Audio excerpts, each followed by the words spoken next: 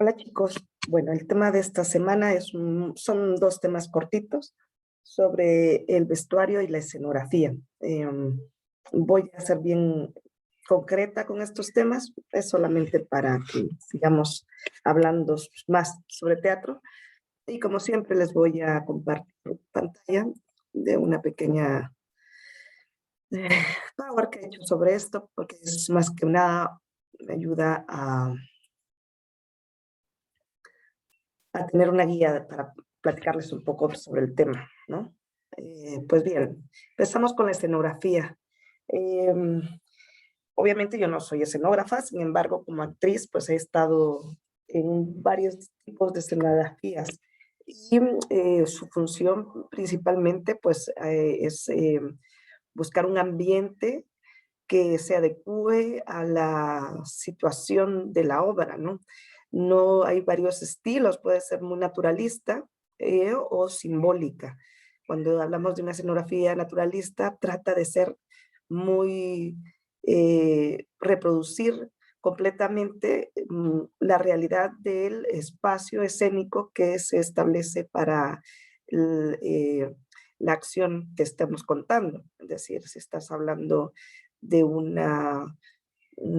tal vez una escena de Shakespeare en un bosque, posiblemente hagan una simulación de un bosque lo más posible, lo más cercano posible a la realidad, si fuese una escenografía realista, o podría ser simbólica, ¿no? De ciertos elementos por medio de luces o algunas ramas o algo así, pueda simular un bosque y ayude a la imaginación del espectador, sobre todo, porque eso es lo que se busca siempre, que generar en el espectador atracción y ayudar a eh, involucrarlo a un lugar, ¿no? En un lugar específico.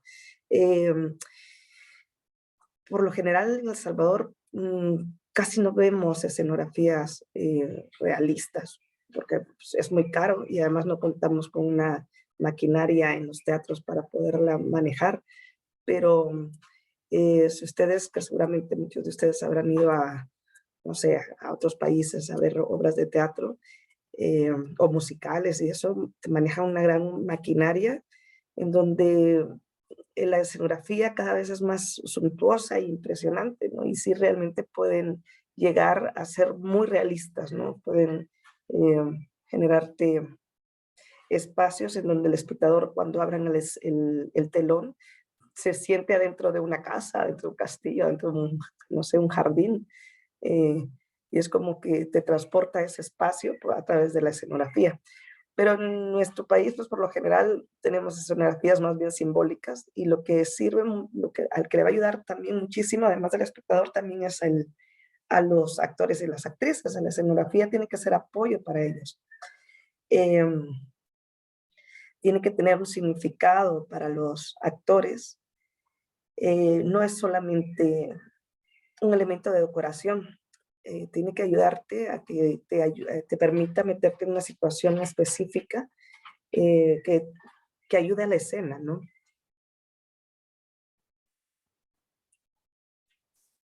Bueno, por ejemplo, aquí tengo una foto que les quería compartir. Esta es una obra que hicimos en mi grupo que se llama Bandada de Pájaros. Y en este caso, por ejemplo, teníamos un espacio bien extraño porque el mundo en el que se mueven estos personajes, estas dos mujeres y este personaje que es masculino, cambia cambia varias veces de personaje porque hace cuatro personajes, bueno, eso soy yo, pero hice cuatro personajes masculinos y el ambiente en el que estábamos simulábamos casi un mundo irreal, casi como un limbo, en donde caminaban estas dos mujeres que en realidad hasta el final nos damos cuenta que están muertas, otras cuentan porque están hablando de que se andan buscando, son sobre desaparecidas en nuestro país en el tiempo de la guerra, y el espacio era absolutamente simbólico, era muy difícil, imagínense, eh, manejar un espacio así. Entonces lo que se hizo fue generar como ramas, como que estábamos abajo de raíces, como que estuviéramos en medio entre la tierra, el cielo y algo un lugar simbólico total, ¿no? Entonces había raíces por acá, había raíces que salían del techo, y en el fondo tratábamos de que fuese, porque era como, ellas vivían en las montañas por Chalate y demás, que hubiese en ese momento cuando está muy, muy seco, que se viera pues como cañales y como ramas y chiribiscos, ¿no? Que es por donde ellas transitan todo el tiempo. Ese es un ejemplo de una escenografía totalmente simbólica, muy difícil poder hacerla realista, obviamente, ¿no? Por eso también va a depender mucho de la obra que tú estás montando o realizando. Por ejemplo, ustedes leyeron el método Groham, eso pues es unas oficinas, yo creo que eso es mucho más fácil, sencillo de montarse, y que además requiere una escenografía más bien realista que una simbólica, no requiere solo simbólico. Bueno, nuestro segundo tema es el vestuario. Y aquí la pregunta es, ¿el vestuario es vestuario o es un disfraz para el personaje? ¿Cuál sería esa diferencia? ¿Es la piel del personaje o es un disfraz?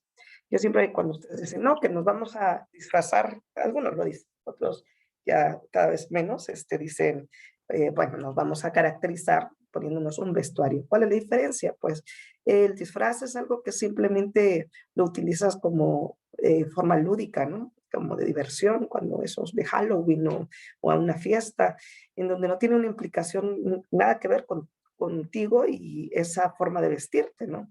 Pero un actor y una actriz, su vestuario realmente va a formar parte de la caracterización de su personaje y puede ayudarle muchísimo o no la manera y el atuendo en el que utilice.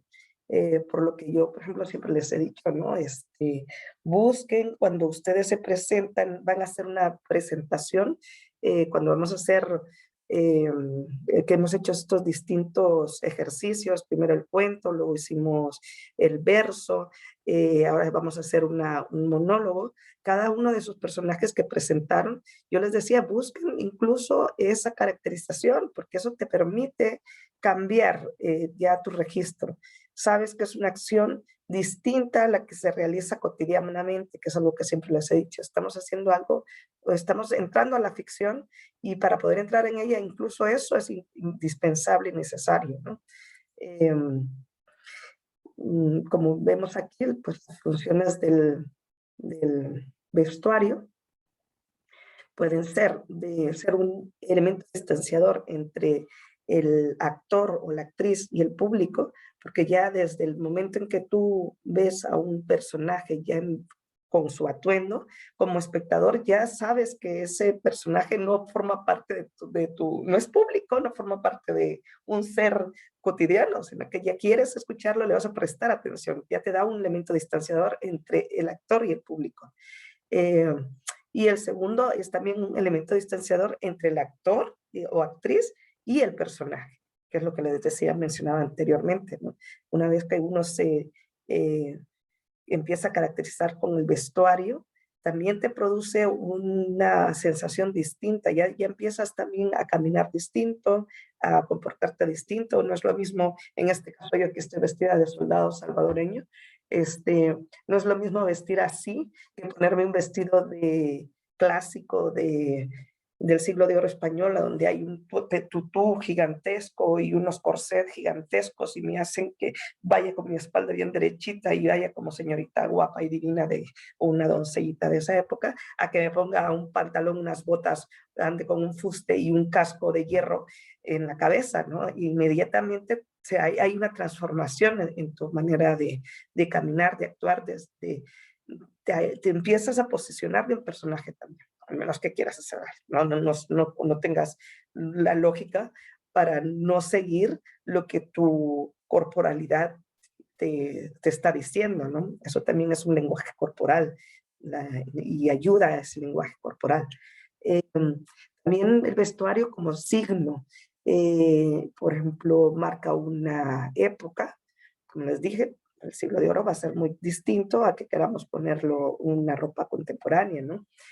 Incluso en una misma década hay distintas formas de vestir, ¿no? Y ya podemos decir, no, estos son de los 80, no, este es una ropa más hippie o cosas así que nos ubica en una situación de temporalidad, y también puedes ubicarlo en una situación socioeconómica, y nos permite ubicar también incluso hasta los caracteres de los mismos personajes, ¿no? Por los colores, por la manera en que se viste, si es más recatado, si es más locochón. Puedes identificar muchas cosas a través del vestuario, por eso es un signo también, ¿no? También nos marca una sociedad, no viste igual una sociedad europea o nórdica que una sociedad del trópico, ¿no? Tenemos otra manera de vestirnos simplemente porque el clima no nos permite vestirnos de otra forma, ¿no? Entonces, y son signos también que nos marcan, nos ayudan a la escena. Y también como símbolos se ha visto que en distinto, al transcurrir la historia del vestuario y demás, ha cambiado y han ayudado ciertos elementos, por ejemplo, el color en algún momento marcaba o se utilizaba simplemente para ciertas cosas, ¿no? O sea, tal vez el púrpura para monarcas, los colores oscuros siempre se han usado como para luto.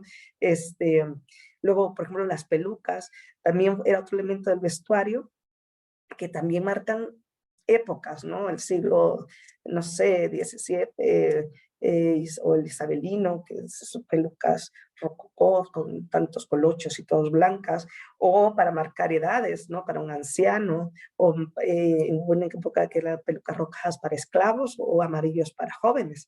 Y bueno, como les decía, también nos marca una, una, una cuestión que es tu estatus socioeconómico, ¿no? Por ejemplo, el famoso arlequín es un vestuario que ahora lo vemos como muy atractivo y muy chulo, pero en realidad lo que marcaba era pobreza. Era un vestuario lleno de parches y de remiendos que indicaba un personaje que venía de un extracto menor, ¿no? de poco nivel de adquisición económica, ¿no? Se recomienda cuando ya estás en un montaje, ensayar con tu vestuario. Cuando es bien difícil, no todas las compañeras lo logran, sí lo logran las grandes compañías, y de hecho en los teatros gigantescos hay yo les comentaba, hay taller de escenografía, donde están los maestros carpinteros, hay un dibujante, son increíbles, y está el taller de vestuarista, que también puede haber un montón de costureras increíbles haciendo vestuarios fantásticos, ¿no? Entonces, ellos por lo general intentan darte los vestuarios por lo menos mínimamente 15 o una semana antes del estreno, para que el actor se vaya eh, adecuando a esos vestuarios, sobre todo si son grandes vestuarios que tienen que aprender a andarlos, a manejarlos.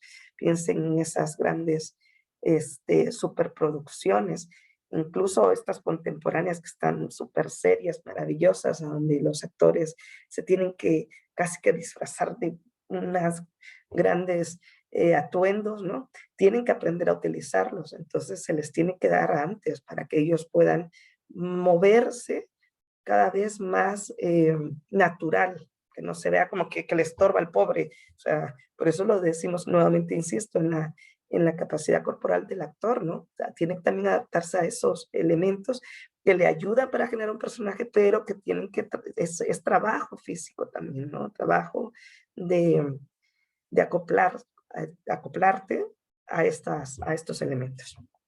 Y bueno, esto era lo que les tenía que contar un poquito sobre eh, estos dos temas. Si tienen alguna duda, nosotros ya hicimos un pequeño ejercicio, que esa era una de mis propuestas, que fue la de hacer nuestro cuadro viviente, independientemente de la reproducción de un cuadro de por sí o una escena, lo que sea, era también darnos cuenta la reproducción de un espacio escénico, que era el lugar que nosotros indicamos, algunos hicieron más que otros, y al mismo tiempo la reproducción de un vestuario, que era el personaje que ustedes estuvieron imitando en sus cuadros o en sus fotografías que hicieron, ¿verdad?